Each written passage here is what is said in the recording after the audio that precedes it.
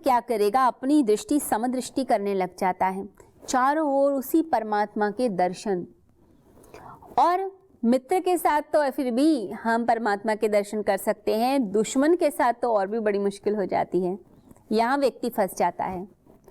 सतत भजन जारी रहे, हर समय परमात्मा का नाम मुख पर रहे। शुरू में थोड़ी मेहनत करनी पड़ती है, क्योंकि एक एक लेयर को आपको निकालना है। जैसे किसी अनियन को देखें, प्याज को देखें तो लेयर्स होती हैं, ऐसे ही हमारी आत्मा पे आवरण है। क्रोध का, ईर्ष्या का, वासना का, महत्वाकांक्षा का, अपने आप को विशिष्ट दिखाने का कि मैं तो सबसे अलग, सबसे बढ़िया, सबसे उच्च। अब ये अहंकार भी बताया जाता है गीता में कि ये भी 3 तरह के होते हैं, सात्विक, राजसिक और तामसिक। अच्छाई का भी अभिमान होता है, अहंकार होता है कि हम बहुत अच्छे हैं, हम बड़े पावन हैं, तपस्वी हैं, साधु हैं। इसलिए कई बार जो साधुजन बहुत तपश्चर्या करते हैं, बहुत अच्छे होते हैं, वह भी मुक्त नहीं हो पाते, देवता मुक्त नहीं हो पाते, क्योंकि अच्छाई का आवरण उसके आसपास होता है। तो ईगो को हटाना होता है। तो जैसे हमने प्याज का एग्जाम्पल दिया कि लेयर्स होती हैं, ऐसे ही अहंकार की लेयर्स होती हैं। एक एक परत को हटाते चले जाइए, तो जो अंत में मिलेगा वो शून्य, वह चैतन्य, वह प्रकाश। जैसे कुएं को हम खोदना शुरू करते हैं तो शुरू में चट्टानें मिलती हैं। अब ये डिपेंड करता है कि कई जगह पानी जल्दी मिलता है और कई जगह कितना भी खोदो बहुत गहराई में जाकर पानी मिलेगा, परंतु पानी जरूर मिलता है। तो जहां पर जल्दी पानी मिलेगा वहां थोड़ी मेहनत कम करनी पड़ती है, और जहां पानी थोड़ी ज्यादा मेहनत से मिलता है वो अलग तरह का कुआं माना जाता है। तो जिस कुएं में जल्दी मिल जाए, जिस भूमि पे जल्दी मिल जाए, वहां पर व्यक्ति ज्यादा प्रयास करता है। तो कुएं को जब हम खोदने लगते हैं तो पहले चट्टानें, पत्थर, ईंट, सारी चीजें आपको प्राप्त होंगी। कंकड़ पत्थर हटाते हटाते व्यक्ति सोचता है पता नहीं पानी है भी या नहीं, या किसी ने गलत बता दिया। फिर मिट्टी दिखाई देने लगती है, हल्की हल्की गीली मिट्टी, 1-2 बूंदें दिखती हैं, तो थोड़ी सी होप जागती है, सामर्थ्य जागता है, थोड़ा सा मन करता है, आत्मविश्वास जागता है कि हाँ शायद मिल जाएगा पानी यहाँ पर। तो व्यक्ति और गहराई से खोदता चला जाएगा, खोदता चला जाएगा, और फिर देखता है अंत में पानी मिल गया। ऐसे ही अरूप को भी खोदना पड़ता है, यानी कि निराकार को खोदेंगे हर व्यक्ति के भीतर। कोई व्यक्ति, अनजान व्यक्ति भी दिखाई दिया, अगर हम बाहर से रूप रंग देखेंगे तो उसका शरीर, उसका साइज, उसका कलर किस रंग का है, बात करेंगे तो क्या बोली है, कहाँ से आया है, फिर उससे हमारी मित्रता हो सकती है, शत्रुता हो सकती है, प्रेम है, घृणा है, नफरत है, ईर्ष्या है, ये सब शुरू होगा। परंतु यदि हम यहीं रुक गए तो उसके भीतर के आत्म तत्व तक हम कभी भी नहीं पहुंच सकते।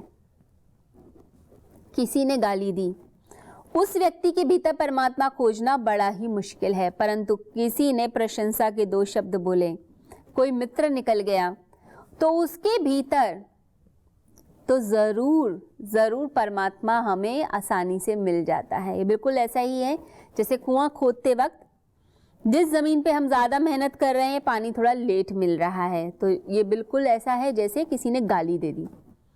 गाली दी तो मेहनत थोड़ी ज्यादा करनी पड़ेगी आपको उसके भीतर के परमात्मा को खोजने में, मन ही नहीं करेगा देखने का उसकी तरफ। लेकिन मित्र होगा तो जल्दी महसूस होगा, परमात्मा चारों ओर हैं, समस्त सृष्टि में व्याप्त हैं, हर जगह हैं। परंतु अद्भुत बात यह है कि परमात्मा को खोजना पड़ता है, मेहनत करनी पड़ती है, खोदना पड़ता है स्वयं के भीतर और दूसरों के भीतर। यदि हम बाहर की चीजों में ही अटक गए तो वहीं से वापस लौट आएंगे। जैसे किसी फ्लावर के पास जाएं तो पहले कांटे दिखते हैं, तो किसी व्यक्ति के पास जाएंगे तो उसकी बुराई दिखाई देगी, लेकिन अगर हम कांटों तक और बुराई तक अटके रह गए तो हम फूल तक नहीं पहुंच सकते। तो भीतर के गर्भगृह में, भीतर के फ्लावर तक, भीतर के प्रकाश तक पहुंचने के लिए हमें कंकड़ पत्थरों को हटाना पड़ेगा और सतत प्रयास करना पड़ेगा। बिना मेहनत के, बिना प्रयास के कुछ भी इस संसार में मिलता नहीं है। कमाल की बात है, परमात्मा जो सर्वत्र व्याप्त हैं, निराकार हैं, सर्वव्यापी परमेश्वर हैं, जिनमें हम डूबे हुए हैं, लेकिन वही परमेश्वर आसानी से नहीं मिलते, खोजना पड़ता है। बिना मूल्य के कोई चीज़ नहीं मिलती। कहते हैं कि अविंद्रनाथ ठाकुर के यहाँ एक चित्रकार, एक विद्यार्थी चित्रकला सीखता था। अब नौसिखिया था, प्रैक्टिस करता रहता। तो एक दिन रविंद्रनाथ टैगोर उनसे मिलने आए। तो अविंद्रनाथ के रिश्तेदार थे वह, तो दोनों आराम से बातचीत कर रहे थे। तो देखते हैं नंदलाल उनके पास भगवान श्री कृष्ण की एक बहुत सुंदर तस्वीर बनाकर लाया। रविंद्रनाथ टैगोर ने उस तस्वीर को देखा, चित्र को देखा और एकदम मंत्रमुग्ध हो गए, मेस्मराइज्ड हो गए कि कितना खूबसूरत इसने बनाया है चित्र। भगवान श्री कृष्ण के और भी चित्र देखे, लेकिन ऐसा चित्र तो कहीं नहीं देखा। मन में ये भाव आया और सोचा कि कुछ कहूँ। तो उससे पहले ही अविंद्रनाथ ठाकुर, उन्होंने नंदलाल के उस चित्र को उठाया और बाहर फेंक दिया। अब रविंद्रनाथ टैगोर जो थे वो बड़े ही हैरान हो गए कि इतना सुंदर चित्र और बाहर फेंक दिया। अविंद्रनाथ चिल्लाने लगे कि कैसा चित्र बनाया है, ऐसा चित्र तो बंगाल के पटिये भी बना देते हैं जो 2-2 पैसे में जन्माष्टमी पे चित्र बनाते हैं।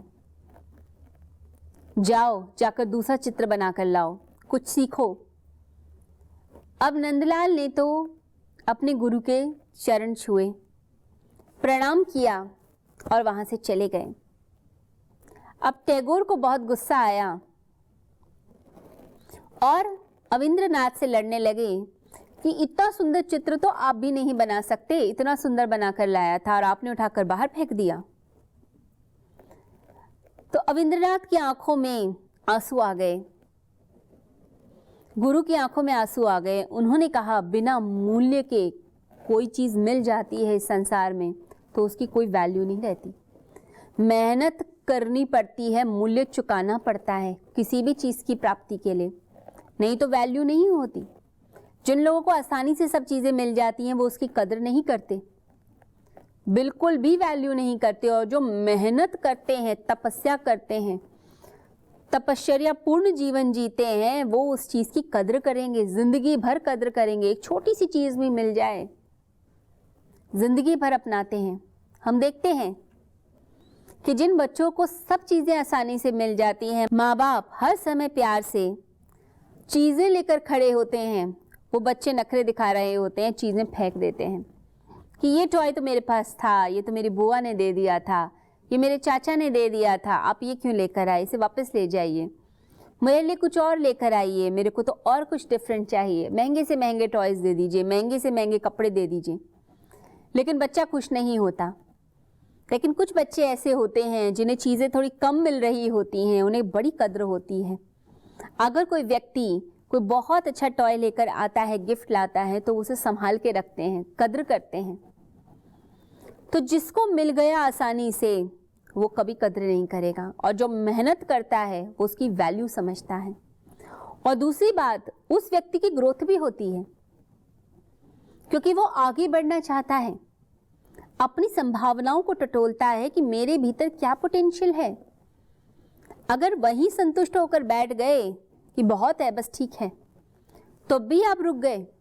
अपनी संभावनाओं को टटोलिए, जानने का प्रयास कीजिए कि आप और क्या क्या कर सकते हैं। तो अविंद्रनाथ ने रविंद्रनाथ टैगोर को कहा कि इसके अंदर संभावना है, मैं नहीं चाहता इसकी संभावनाएं रुक जाएं, इसे और खोदना पड़ेगा अपने भीतर। ये पता नहीं क्या बन सकता है, ये खुद नहीं जानता। तो अपने आप को खोदिए।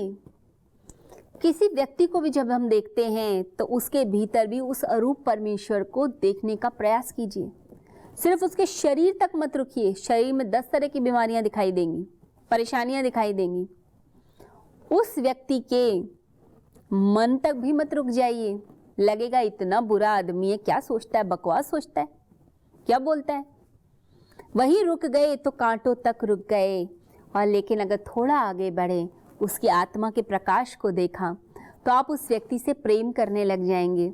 आपको लगेगा वही आत्म तत्व तो है चारों ओर, वही ब्रह्म, वही परमेश्वर है चारों ओर। भगवान कहते हैं क्या कितना भी विपरीत हो, कोई शैतान ही क्यों ना हो, बुरे से बुरा आदमी क्यों ना हो, परंतु हर आदमी में वही चैतन्य परमेश्वर है, उसी का प्रकाश चमक रहा है। तो जब हम उस तरह से सोचने लगते हैं, वैसे ही देखने लगते हैं, तो समझिए प्रभु का ही स्मरण, उसी का ही भजन कर रहे होते हैं। जीसस के बारे में कहते हैं कि जब उन्हें पकड़ा गया तो उसके एक दिन पहले उन्होंने अपने शिष्यों के पैर धोए थे। जिन शिष्यों ने उन्हें पकड़वाया, उनके हाथ और पैर अपने हाथों से धोए। उनके शिष्यों ने भी कहा कि आप क्या कर रहे हैं? तो जीसस कुछ नहीं बोले, मुस्कुराते रहे। और अगले दिन सिर्फ कुछ पैसों के लालच में जुदास और यहूदा दोनों ने जीसस को पकड़वाया था अगले दिन, और उसके बाद जीसस को फांसी पे लटकाया गया। तो जिन लोगों ने फांसी दी, मौत दी, मृत्यु दी, उनके भीतर भी परमात्मा को देखना, ये अपने आप में एक बड़ी ही अद्भुत बात हो जाती है। तब समझिए पूरी पृथ्वी मंदिर हो जाती है। सिर्फ आपका एक छोटा सा कमरा मंदिर नहीं होता, पूरी पृथ्वी मंदिर। और भगवान की जो कृतियां हैं, जो इंसान हैं, वो प्रतिमाएं बन जाती हैं, मूर्तियां बन जाती हैं। तो ऐसा व्यक्ति चारों ओर परमात्मा को ही निखारता है और परमेश्वर से प्रेम करते हुए इस जगत से स्वाभाविक रूप से प्रेम करने लगता है।